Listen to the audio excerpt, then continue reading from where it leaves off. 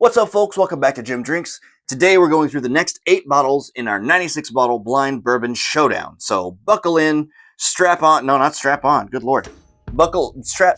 Stay tuned. This is going to be a hell of a run. Welcome back to Jim Drinks, humble blind tastings and bourbon buffoonery. So let's dive in, starting with the one on the right. Give it a quick nose. Right away, dark fruits, maybe a little tobacco. Yeah, that's nice and fruity, nice and jammy. I like the nose on that one quite a bit. That's great. Hell of a start. Damn, very fruity, not too hot. Like I'm not even sure that's 100 proof. If that's 100 proof, I'm shocked. There's a tad bit of a spice on it, but it's pretty mild. That's really nice. I'm going to give that, let's see. I'm starting something a little bit different as far as how I'm scoring these, and I want to try to make sure that that's somewhat transparent, right? I'm ranking the 4 of these amongst themselves. I'm not, if I gave this one like a 99, which I'm not, I'm just saying, if I gave this one a 99, that wouldn't mean it's one of the best I've ever had.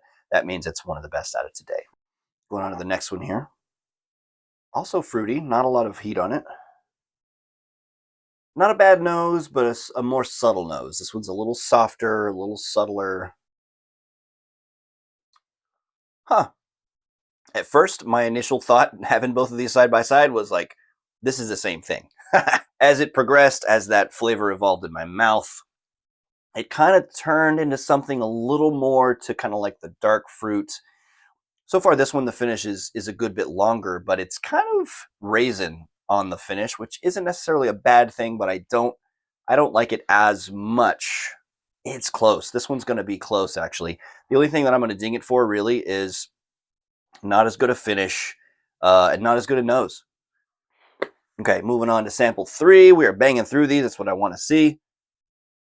Ooh, right away. Much more kind of graham cracker, kind of dark leather, fruity. More on the tobacco side, actually, I think, than leather, perhaps. What is these are 3 out of 3 bangers. Hell yeah. I'm so excited for this. It's been a while since I've done one of these. And so far, yes. I'm going to say yes. A solid yes to these first 3. This one, dang, this one gets down and dirty. It's earthy. It's got very, like, overripe, dark fruits on it. Like, this is a kind of flavor profile that in a blind really just sends me over the edge. Juices are flowing. Tastes are tasting. I like it. The back of my tongue gets something that's like a little bit more tannic. The finish dies away pretty quickly in that. Damn, there's so much I want to like about that one. Did I like it more than this one is the question. See, this one is very good, quite good. Good with some, but they're, it's nitpicking is what I'm getting into here. Palate's better. Last one here for the day. Well, for the 4 of them here. And then we get one of these. It's just kind of dud on the nose. Not much happening. What is it? I can't say. Moving on to the taste.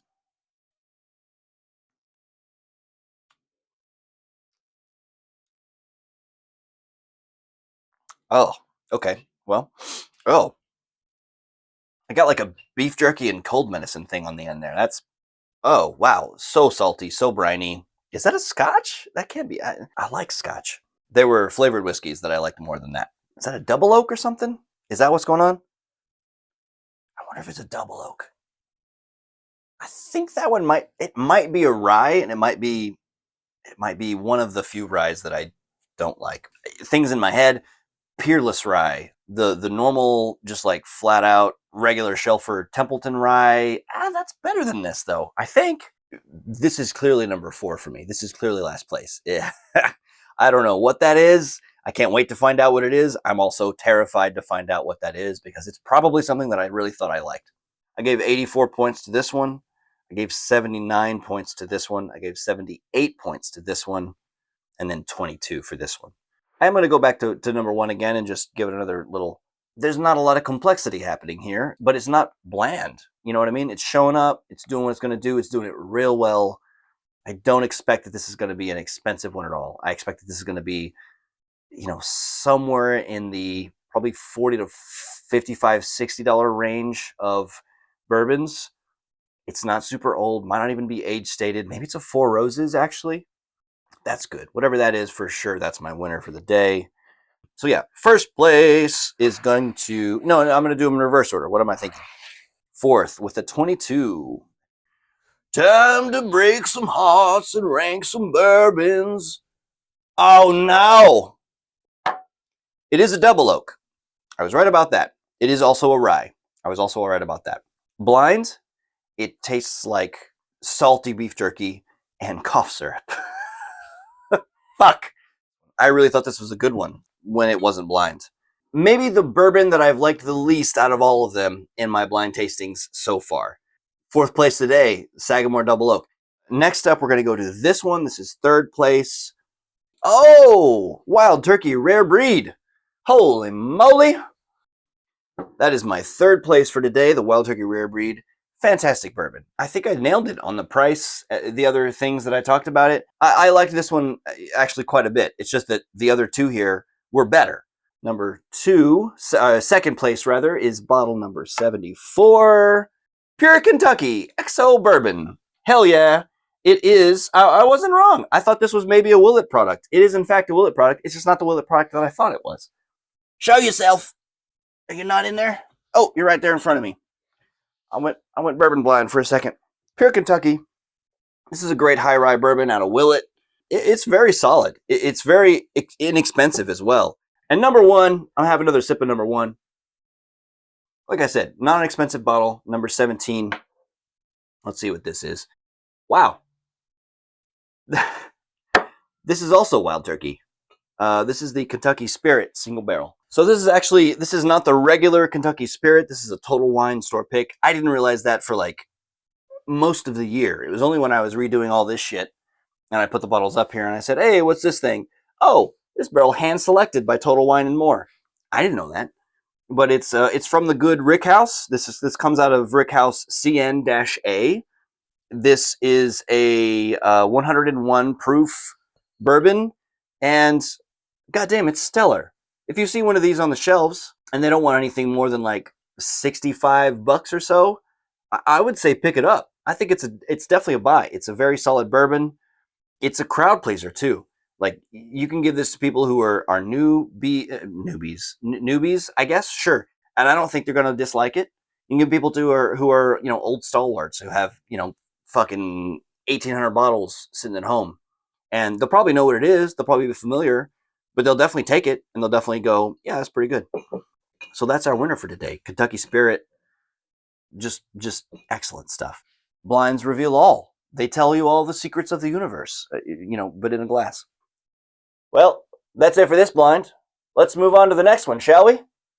Here we are in group 2 for today. We're going to start off on the right and dive into it right away.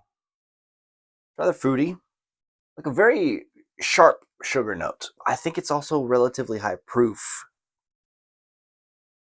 That's a deep, dark sugar sweetness. There's a salty edge to it. It's pretty tasty, actually. It's just there's not a lot of like identifiable flavors to it other than the sweet. Moving on to number 2 here. Darker, deeper, cave-like, earthy. It's got a woody thing. Oh, wow. Damn. It's complex. There's some savory elements in there for sure. Some savory, there's some sweets, there's some briny. I don't know what that is. I'm gonna have to come back to that one more, I think, because there's also like a dry, nutty thing in there. Might be a higher age rye, actually. Moving on to sample 3 here. Not a lot on the nose. Pretty mild on the nose.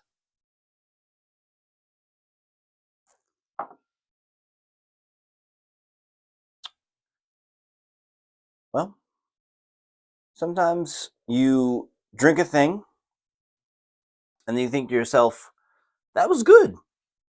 But then you think to yourself, but why? And it's just you get a void. You get a blank slate. You get a null reference error. Yep.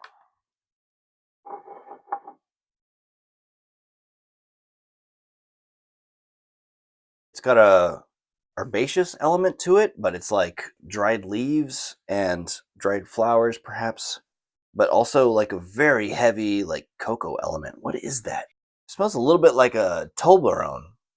It's chocolatey, it's a little bit nougaty, but it's also kind of not that exciting. Just chocolate? Meh.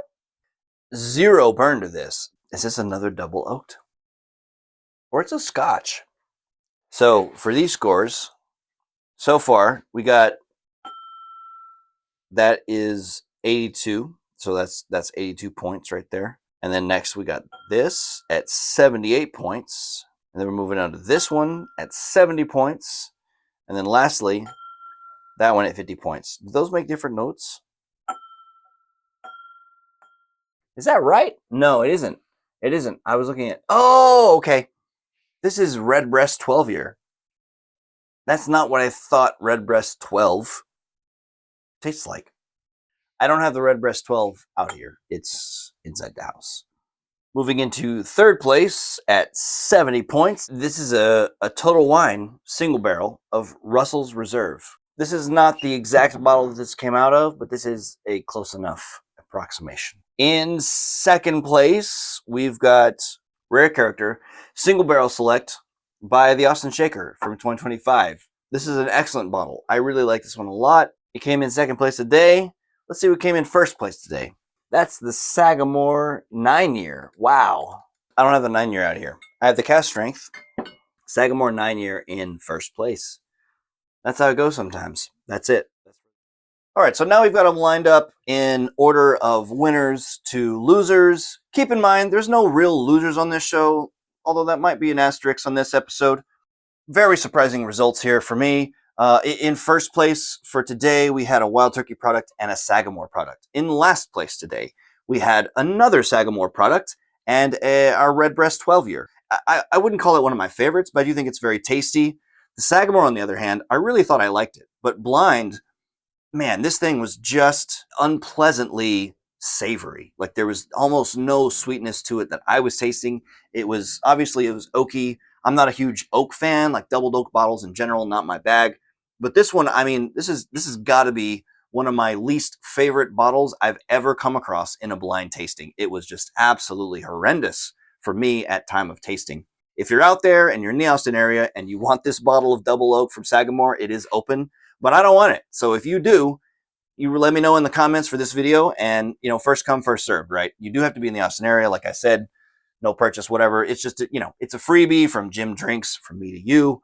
Next up in third place, we had two Wild Turkey products. Russell's Reserve store picks. These ones with the red labels. I think they also have some that just say single barrel on them, and those are often store picks as well. Those are very good. Russell's is solid, high quality Wild Turkey juice. The Rare Breed, also a very solid bottle. I mean, I would put these two head to head, and I would really have a hard time picking which one of these I preferred over the other one. It's probably going to be a day of the week kind of thing for me. What kind of a mood am I in? Am I making an old fashioned with it? What have you? That's really going to determine for me which one of these two I pick. I think they were both very, very solid, delicious bourbons.